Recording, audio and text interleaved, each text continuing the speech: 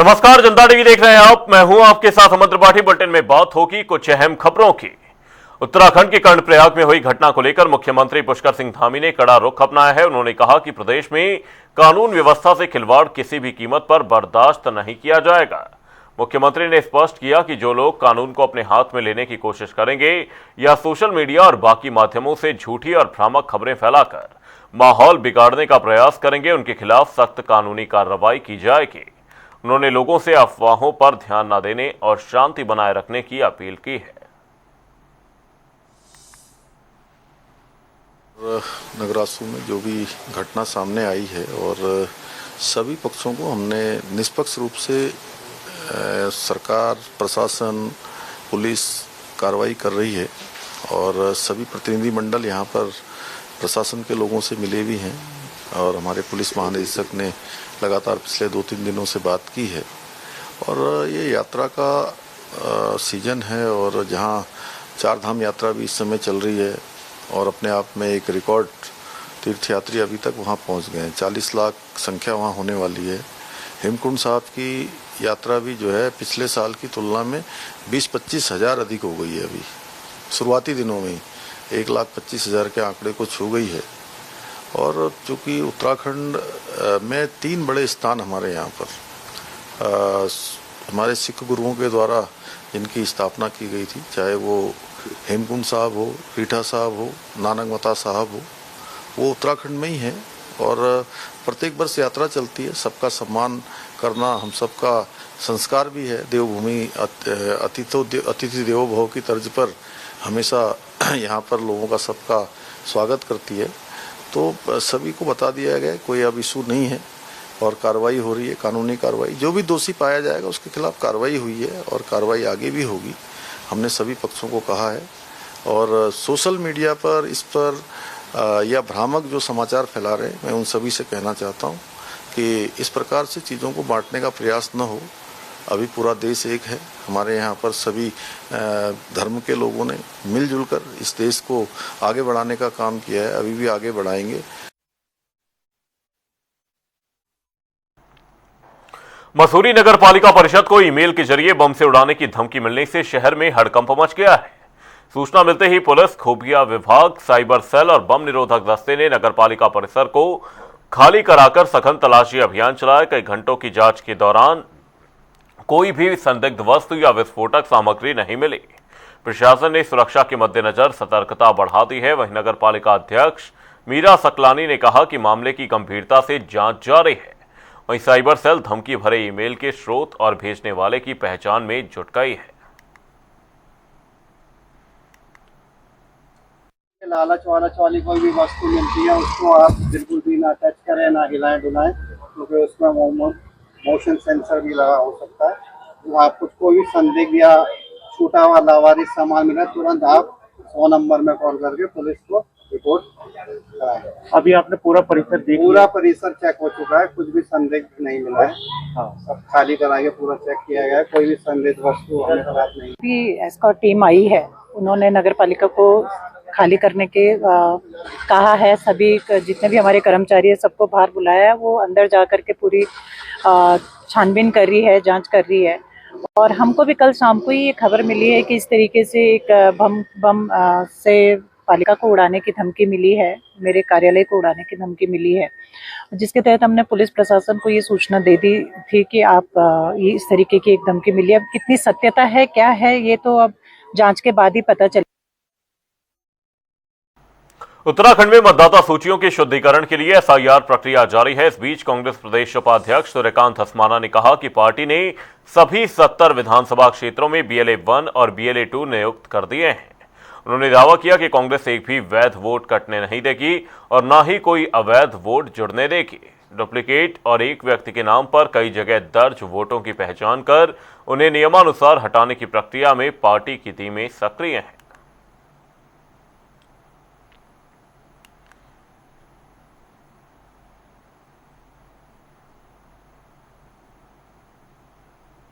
SIR में पूरे प्रदेश की 70 विधानसभाओं में हमारे BLA 1 और BLA 2 वो नियुक्त हो चुके हैं। हम लोग लगातार काम कर रहे हैं और हमारा ये संकल्प है कि हम प्रदेश में किसी भी हालत में एक भी जायज वोट को कटने नहीं देंगे और एक भी नाजायज वोट को जुड़ने नहीं देंगे। जहां डुप्लीकेसी होगी, जहां ट्रिप्लीकेसी होगी, जहां एक एक व्यक्ति के नाम 2-2, 3-3, 4-4 जगहों में है, उनको हर हाथ में कटवाया जाएगा। इसके लिए पूरे प्रदेश के अंदर 70 की 70 विधानसभाओं में हमारे BLA 1, BLA 2 लगातार काम कर।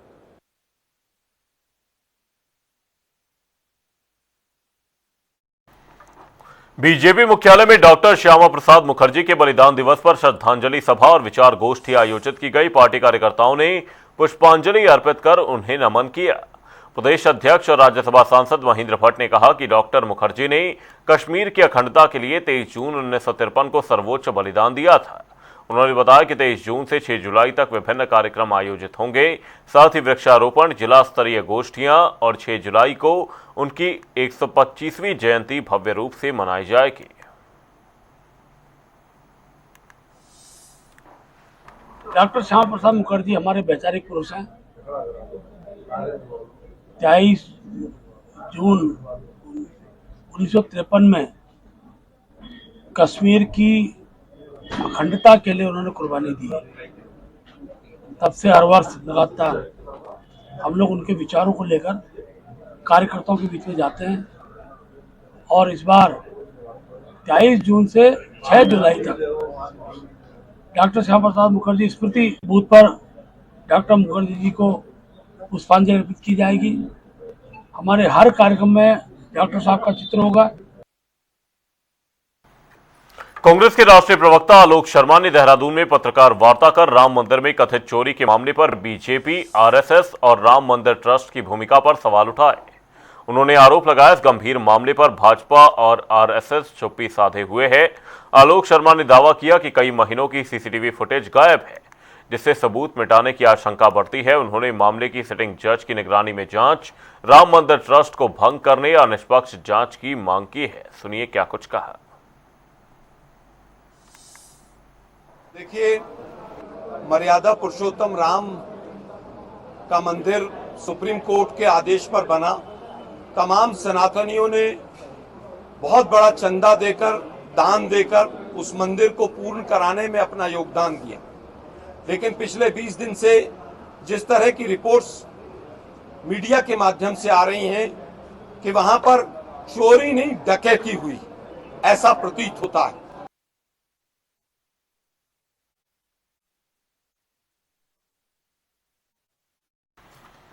हरिद्वार के तिबड़ी क्षेत्र में प्रशासन ने बड़ी कार्रवाई करते हुए राजाजी और रेलवे की भूमि से 50 से अधिक अवैध झुग्गियों को हटाकर कब्जा मुक्त कराया। भारी पुलिस बल की मौजूदगी में बुलडोजर चलाकर अतिक्रमण को हटाया गया। वहीं अभियान के दौरान सुरक्षा व्यवस्था कड़ी रही और अधिकारियों की निगरानी में अवैध निर्माण ध्वस्त किए गए। सिटी मजिस्ट्रेट ने चेतावनी दी कि कब्जा मुक्त कराई गई भूमि पर दोबारा अतिक्रमण करने वालों के खिलाफ सख्त कानूनी कार्रवाई की जाएगी। प्रशासन ने अभियान को आगे भी जारी रखने के संकेत दिए हैं।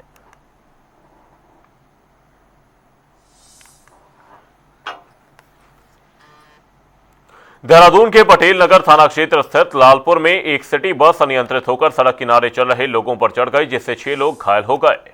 प्रत्यक्षदर्शियों के अनुसार चालक को अचानक दौरा पड़ने से बस पर नियंत्रण खो बैठा। हादसे के बाद स्थानीय लोगों ने घायलों को ई रिक्शा और ऑटो से अस्पताल पहुंचाया। हादसे के कारण क्षेत्र में लंबे समय तक यातायात प्रभावित रहा।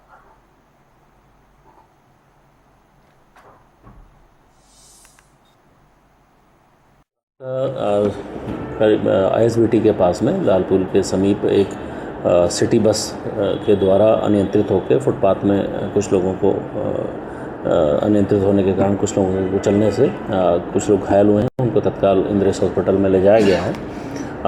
इसमें जो ड्राइवर है उसको हिरासत में लिया गया है, बस को भी कब्जे में लिया जा चुका है और इनके कारणों का हम लोग पता लगा रहे हैं। जो प्रथम दृष्टया अभी बात पता लगी है, जो डॉक्टर से अभी प्रथम दृष्टया बात पता लगी है, जो ड्राइवर है उसको कुछ दौरा पड़ने की एक शिकायत थी, उसको लेके उसका भी इलाज भी वहाँ चल रहा है। हम इसका भी चेक करा रहे हैं कि इसके द्वारा जो इसका ब्लड टेस्ट है उसको प्रॉपर तरीके से कोई इसने कंज्यूम तो नहीं किया, उसको भी हम लोग देख रहे हैं। इसमें तत्काल अभियोग पंजीकृत करके जो भी अगर दोषी है तो उसके खिलाफ कार्रवाई की जाएगी, नहीं तो इन कारणों का हम लोग पता लगाएंगे। उत्तरकाशी जिला चिकित्सालय में भर्ती 15 दिन की नवजात बालिका अंकिता की हालत गंभीर होने पर उसे बेहतर उपचार के लिए हेली एम्बुलेंस से एम्स ऋषिकेश रेफर किया गया। बालिका जो टिहरी गढ़वाल के चिन्याली सौड़ ब्लॉक के फिलो विलावड़ी गांव की निवासी है। समय पूर्व जन्मी नवजात है और उसका उपचार जिला अस्पताल में चल रहा था। चिकित्सकों ने स्थिति नाजुक देखते हुए एयरलिफ्ट करने की सलाह दी, जिसके बाद परिजनों के अनुरोध पर जिला प्रशासन ने हेली एम्बुलेंस की व्यवस्था की। बालिका को जोशियाड़ा हेलीपैड से एम्स ऋषिकेश भेजा गया।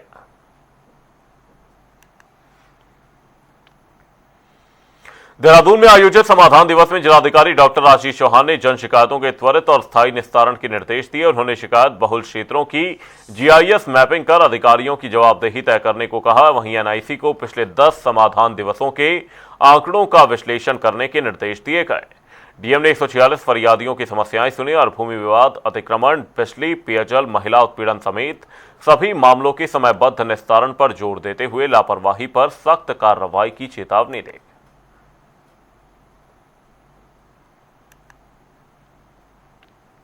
आज लगभग 145 रजिस्टर्ड शिकायतें आई हैं और वेरियस टाइप्स की शिकायतें थी, जिसमें लोगों के प्रॉपर्टी डिस्प्यूट भी थे, बाउंड्री डिस्प्यूट थे या इससे रिलेटेड, इसके अलावा भी कई अन्य किस्म की शिकायतें, और उनमें से कई सारी शिकायतों का वहीं पे निस्तारण करने का भी हम लोगों ने उसे इंश्योर किया था कि कुछ शिकायतें मौके पे ही निस्तारित हो गई और बाकी शिकायतों के शीघ्र निस्तारण के लिए संबंधित अधिकारियों को निर्देशित किया गया। हरिद्वार के सिडकुल क्षेत्र में कॉन्ट्रैक्टर वेलफेयर एसोसिएशन का गठन दिवस समारोह आयोजित किया गया। कार्यक्रम में विभिन्न औद्योगिक इकाइयों और कंपनियों से जुड़े ठेकेदारों ने भाग लेकर संगठन की मजबूती और एकजुटता का संदेश दिया। इस दौरान कार्यकारिणी का गठन भी किया गया। संरक्षक सुरेंद्र सैनी ने कहा कि संगठन ठेकेदारों के हितों की रक्षा, समस्याओं के समाधान और उद्योगों के साथ बेहतर समन्वय स्थापित करने के लिए कार्य कर रहा है।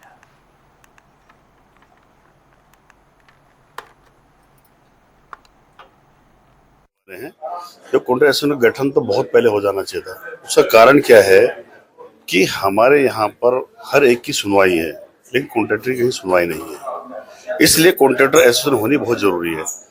और दूसरा क्या है कि अगर हम यूनाइटेड होंगे, हम किसी के साथ गलत नहीं कर रहे हैं, लेकिन जो हमारे साथ गलत हो रहा है उसको रोकने के लिए एक हमने संगठन तय किया है, संगठन बनाया है। इससे इंडस्ट्री को फायदा होगा, इससे सरकार को फायदा होगा, इससे कॉन्ट्रैक्टर को फायदा होगा, इससे वर्कर को फायदा होगा, मतलब इसमें सभी का फायदा है, किसी का शोषण नहीं होगा। उसका कारण क्या है कि जो हमारी एसोसिएशन है वो ऐसे नहीं कि कंपनी के खिलाफ है या वर्कर के खिलाफ है या सिस्टम के खिलाफ है, वो सिर्फ भ्रष्टाचार के खिलाफ है।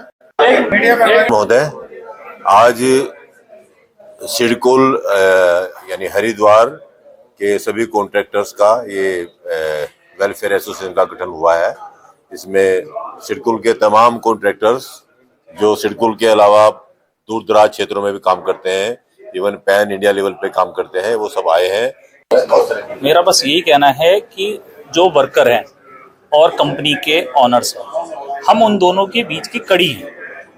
मतलब जो प्रॉब्लम्स वर्कर्स को होती है वो हम तक आए और हम उसको मतलब एम्प्लॉयर्स को, प्रिंसिपल एम्प्लॉयर्स को बताएं। ये होता है कई बार गलतफहमी हो जाती है, कुछ छुटपुइया नेता हैं वो आके नारे लगाने लगते हैं कंपनीज के गेट के बाहर, तो वो हम उनको मतलब कहेंगे, मतलब वर्कर्स को यही है संदेश कि वो ना जाएं, छुटपुइया नेताओं के गांव में ना आए। पर्यटन नगरी मसूरी में नगरपालिका परिषद और एसडीएम कार्यालय को धमकी भरा ईमेल मिलने से हड़कंप मच गया। कथित तौर पर खालिस्तान नेशनल आर्मी के नाम से भेजे गए ईमेल में उत्तराखंड और दिल्ली के कई महत्वपूर्ण स्थलों पर बम विस्फोट की धमकी दी गई। सूचना मिलते ही पुलिस प्रशासन और खुफिया एजेंसियां सतर्क हो गई। फिलहाल साइबर सेल जांच में जुट गई है। वहीं प्रशासन ने भी लोगों से अफवाहों से बचने की अपील की है।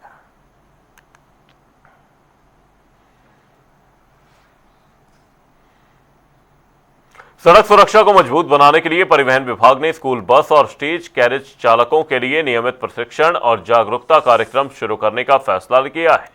आरटीओ प्रवर्तन डॉक्टर अनीता चमोला ने बताया कि इसकी शुरुआत 24 जून से आईडीटीआर झाझरा में होगी, जिसमें 45 स्कूल बस चालक और अटेंडेंट भाग लेंगे। विभाग का लक्ष्य हर महीने 600 चालकों को प्रशिक्षित करना है। प्रशिक्षण में स्कूल बसों से जुड़े नए नियम, बच्चों की सुरक्षा और फर्स्ट रेस्पॉन्डर ट्रेनिंग पर विशेष जोर दिया जाएगा, ताकि दुर्घटना की स्थिति में चालक तत्काल सहायता प्रदान कर सकें। प्रतिवर्ष हम लोग रोड सेफ्टी मंथ जो कि जनवरी में हमारा चलता है हर वर्ष, उसमें तो हम अवेयरनेस एक्टिविटीज़ करते ही हैं। लेकिन इस साल के लिए इस वर्ष हमने हर जॉनर को, जिसमें कि ड्राइवर्स हैं, स्कूल के और कॉलेजेस के स्टूडेंट्स हैं और आम नागरिक भी हैं, तो इनको लेकर हम डिफरेंट सेगमेंट्स में ट्रेनिंग एंड अवेयरनेस प्रोग्राम हमने एक शेड्यूल बनाया है अपने देहरादून जनपद के लिए, जिसमें सबसे पहले जितने भी स्कूल बसेस में या स्कूल वैन्स में जो चालक है या अटेंडेंट्स हैं, उनके लिए अवेयरनेस एक प्रोग्राम एक दिन का हम IDTR में आयोजित करने जा रहे हैं। रुड़की के पिरान कलियर क्षेत्र में देर रात एक तेज रफ्तार स्कॉर्पियो कार बेकाबू होकर सड़क किनारे खड़े लोगों पर चढ़ गई। हादसे में एक बच्ची समेत 3 लोग गंभीर रूप से घायल हुए हैं। बता दें कि यूपी नंबर की स्कॉर्पियो तेज गति से कलियर क्षेत्र से गुजर रही थी। वहीं भीड़ भाड़ वाले इलाके में पहुंचते ही चालक वाहन पर नियंत्रण खो बैठा, जिसके बाद कार सड़क किनारे खड़े लोगों और एक स्कूटी से जा टकराई। टक्कर इतनी जोरदार थी कि मौके पर अफरा तफरी मच गई। वहीं स्थानीय लोगों ने तुरंत घायलों को अस्पताल पहुंचाया, जहां उनका उपचार जारी है। वहीं घटना के बाद हंगामा बढ़ता देख चालक स्कॉर्पियो छोड़कर मौके से फरार हो गया। वहीं सूचना मिलते ही पुलिस मौके पर पहुंची और राहत बचाव कार्य शुरू किया है। पुलिस ने दुर्घटनाग्रस्त वाहन को कब्जे में लेकर फरार चालक की तलाश तेज कर दी है।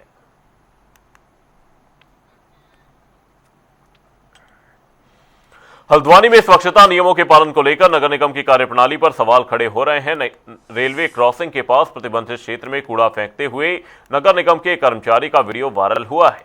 खास बात यह है कि निगम ने शहर में स्वच्छता बनाए रखने के लिए कई स्थानों पर कैमरे और चेतावनी बोर्ड लगाए हैं। बावजूद इसके निगम का ही कर्मचारी नियमों का उल्लंघन करता हुआ नजर आया। मामले पर मुख्य नगर आयुक्त परितोष वर्मा ने कहा कि संबंधित कर्मचारी की पहचान कर ली गई है और उसके खिलाफ सख्त कार्रवाई की जाएगी।